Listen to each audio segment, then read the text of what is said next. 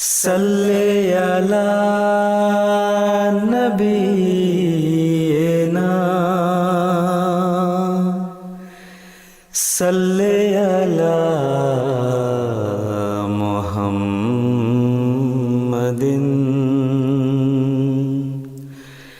صلی علی نبینا صلی علی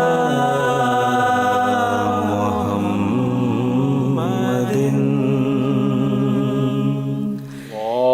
اللهم صل على محمد وعلى آل محمد كما صليت على إبراهيم وعلى آل إبراهيم إنك حميد مجيد. اللهم بارك على محمد وعلى آل محمد كما باركت على إبراهيم وعلى آل إبراهيم إنك حميد مجيد.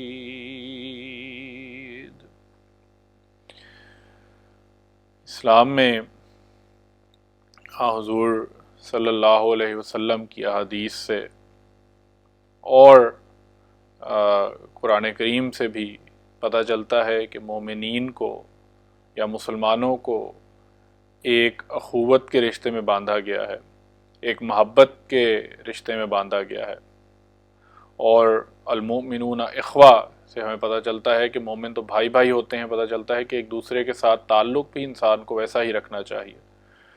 اور ایک سنہری اصول جو اسلام نے ہمیں بیان فرمایا، جو ہم تمام دنیا کے سامنے بیان کرتے ہیں، کہ اگر تمام دنیا اس سنہری اصول پر یا سنہری اصل پر، سنہری رول کو فالو کرنے لگ جائے تو دنیا میں امن و آتشی اور محبت اور صلح کی ایک ہوا جو ہے وہ پیدا ہو جائے. لیکن وہ ایک اصول ایسا ہے کہ اس کو ہمیں خود بھی اپنی زندگیوں میں استعمال کرنے کی ضرورت ہے. اور وہ اصول یہ ہے کہ لا یؤمن احدکم حتی یحب لاخیہ ما یحب لنفسہ، کہ حضور صلی اللہ علیہ وآلہ وسلم نے فرمایا کہ تم میں سے کوئی بھی اس وقت تک حقیقی مومن نہیں بن سکتا، اس وقت تک حقیقی مومن نہیں ہو سکتا، یا اس وقت تک حقیقی طور پر ایمان اس کے دل میں نہیں پیدا ہو جاتا حتی یحب لاخیہ ما یحب لنفسہ، جب تک کہ وہ اپنے بھائی کے لیے، اپنے مومن بھائی کے لیے وہ چیز پسند کرے جو وہ اپنے لیے پسند کرتا ہے. یعنی محبت میں یا اصل محبت یہ ہے کہ انسان اپنے بھائی کے لیے وہ پسند کرے، وہ چیز اسے پسند ہو، وہ چیز چاہے جو وہ اپنے لیے پسند کرتا ہے. اور یہ حقیقی تعلیم ہے. اب ظاہر سی بات ہے کہ کوئی شخص یہ بات پسند نہیں کرتا کہ اس کی غیبت کی جائے، کوئی یہ پسند نہیں کرتا کہ اس سے جھوٹ بولا جائے، کوئی یہ پسند نہیں کرتا کہ اس کو تکلیف دی جائے، اس کو دکھ دیا جائے، اس کو جو ہے وہ یا اس کے ساتھ ایسے سلوک کیا جائے جس سے اس کو تکلیف ہو. تو ان تمام چیزوں کو جب انسان اپنے لیے پسند نہیں کرتا تو اگلے کے لیے بھی اس کو پسند نہیں کرنا چاہیے. یہ حقیقی ایمان ہے، یا دلوں میں ایمان اس وقت سرایت کرتا ہے جب یہ کیفیت ہر ایک مسلمان مومن، ہر ایک مسلمان بھائی کے لیے انسان کے دل میں پیدا ہو جاتی ہے. اور یہ صرف کرنے کی بات نہیں بلکہ حقیقت میں واقعی میں اگر دیکھا جائے تو یہ ایک بہت مشکل بات ہے کہ انسان ہر حال میں اپنے بھائی کے لیے وہ پسند کرے جو وہ اپنے لیے پسند کرتا ہے. دنیاوی بعض اوقات رنجشیں پیدا ہو جاتی ہیں، بعض اوقات لڑائیاں ہو جاتی ہیں، بعض اوقات مس انڈرسٹینڈنگ ہو جاتی ہے. لیکن ہمیں اسلام نے یہ سکھایا کہ جو ہے وہ تم ایک دوسرے کے ساتھ ایک ایسا تعلق قائم کرو کہ اگر غصہ بھی آئے تو تب بھی کسی پر زیادتی نہ کرو، تب بھی اپنے بھائی کے ساتھ برا سلوک نہ کرو. اور ایک اور جگہ حضور صلی اللہ علیہ وسلم نے فرمایا کہ ایک مسلمان کو یہ جائز نہیں ہے کہ وہ اپنے مسلمان بھائی سے 3 دن سے زیادہ خفا ہو. تو ایک محبت، ایک اخوت کی فضا اسلام نے قائم فرمائی ہے مومنین کے درمیان میں بھی، مومنوں کو بھی، مومنوں کو بھی یہ حکم دیا ہے کہ وہ آپس میں ایک محبت کا رشتہ قائم رکھیں، آپس میں ایک خلوص کا رشتہ قائم رکھیں، ایک دوسرے کی حاجات کو پوری کریں، ایک دوسرے کے لیے اچھا چاہیں تو خدا تعالیٰ بھی تمہارے لیے اچھا چاہے گا۔ ایک حدیث میں آتا ہے کہ زید بن ثابت رضی اللہ تعالیٰ عنہ سے روایت ہے کہ حضور صلی اللہ علیہ وسلم نے فرمایا کہ لا یزال اللہ تعالی فی حاجت العبد ما دام العبد فی حاجت اخیہ المسلم، کہ اللہ تعالیٰ اس وقت تک انسان کی ضرورتیں پورا کرتا رہتا ہے، فی حاجت العبد ما دام العبد، جب تک بندہ، ما دام العبد فی حاجت اخیہ المسلم، اپنے مسلمان بھائی کی حاجت روائی کے لیے کوشاں رہتا ہے، کوشش کرتا رہتا ہے۔ تو یہ ایک گر بتایا گیا ہے، ایک نسخہ بتایا گیا ہے کہ اللہ تعالیٰ بھی اس چیز کو کتنا پسند کرتا ہے کہ انسان اپنے اپنے مسلمان بھائی کی ضروریات کو پورا کرنے کے لیے کوشاں رہے، اس کے ساتھ اچھا سلوک کرنے کے لیے ہمیشہ کوشاں رہے۔ پھر ایک لمبی حدیث ہے، مسلم میں روایت ملتی ہے ابو ہریرہ رضی اللہ تعالیٰ عنہ سے کہ حضور صلی اللہ علیہ وسلم نے فرمایا کہ من نفس عن مؤمن قربتا من قرب دنیا نفس اللہ عنہ قربتا من قرب یوم القیامت، فرمایا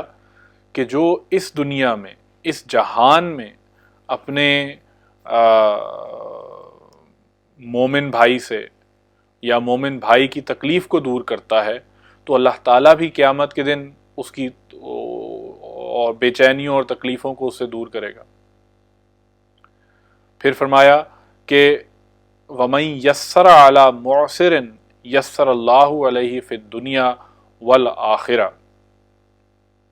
فرمایا کہ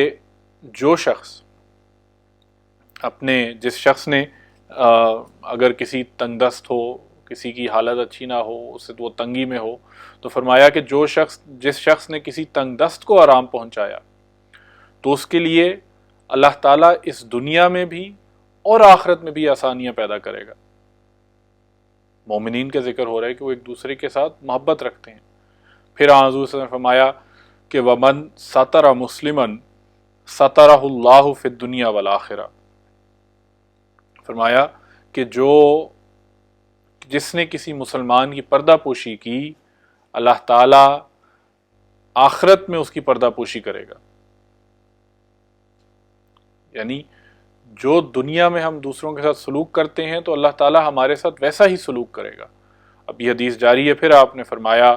کہ واللہ فی عون العبد ما کان العبد فی عون اخیہ، کہ واللہ، اور اللہ تعالیٰ بندے کی مدد اس وقت تک کرتا رہتا ہے جب تک بندہ اپنے بھائی کی مدد کے لیے تیار ہو۔ خدا تعالیٰ اسی طرح سے سلوک کرتا ہے۔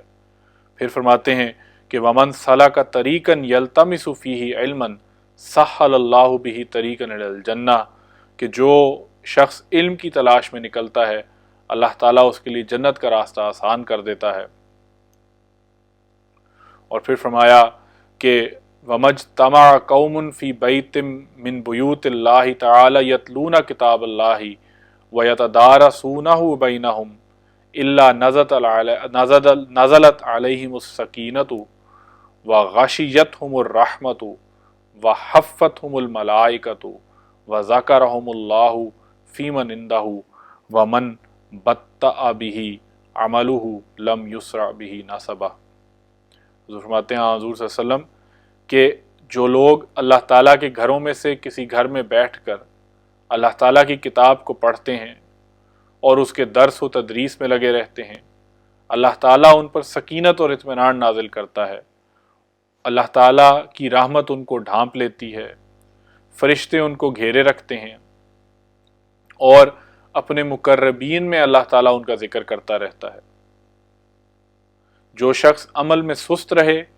اس کا نسب اور خاندان اس کو تیز نہیں بنا سکتا، یعنی وہ خاندانی بل بوتے پر جنت میں نہیں جا سکے گا۔ اور تو اللہ تعالیٰ فرماتا ہے، حضور صلی اللہ علیہ وسلم نے جو حدیث بیان فرمائی ہے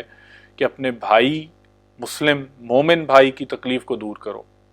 اس کی مدد کرو، اگر وہ تنگ دست ہے تو اس کے لیے آسانی پیدا کرو، تو پھر اللہ تعالیٰ بھی تمہاری تکلیفیں دور کرے گا، اللہ تعالیٰ بھی تمہاری تنگیاں، تمہاری تکلیفیں اس دنیا میں بھی اگلے جہان میں بھی دور کرے گا۔ اور اگر تم اپنے مومن بھائی کی مدد کے لیے ہر وقت کوشاں رہو گے، ہر وقت تیار رہو گے کہ جب بھی اس کو مصیبت پہنچے، جب بھی اس کو ضرورت پہنچے تو میں اس کی مشکلات دور کرنے کے لیے حاضر ہوں، اس کے لیے اس کی مدد کے لیے حاضر ہو جاؤں،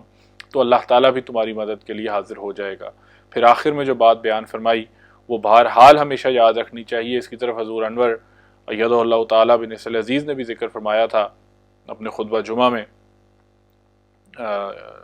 جمعے کے روز جو خطبہ آیا تھا اس میں، کہ جو ہر انسان اپنے عمل سے ہی پہچانا جائے گا، وہ اپنے عمل سے ہی کمائے گا، یہ نہیں کہ جو باپ دادا نے اعمال کیے وہ اس کے کھاتے میں لکھ دیے جائیں گے، نہیں۔ اس لیے حضور صلی اللہ علیہ وسلم نے فرمایا کہ جو شخص عمل میں سست رہے اس کا نسب اور خاندان اس کو تیز نہیں بنا سکتا،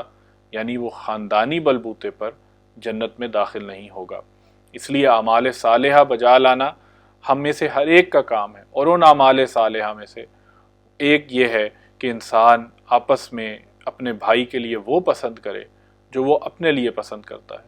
اگر وہ اس بات کو پسند نہیں کرتا کہ اس کے ساتھ جھوٹ بولا جائے، اس کو تکلیف دی جائے، اس کا مال غصب کیا جائے، اس کی غیبت کی جائے، اس کے بارے میں بہتان یا افواہیں پھیلائی جائیں، تو وہ اپنے مومن بھائی کے لیے بھی یہی سلوک کرے،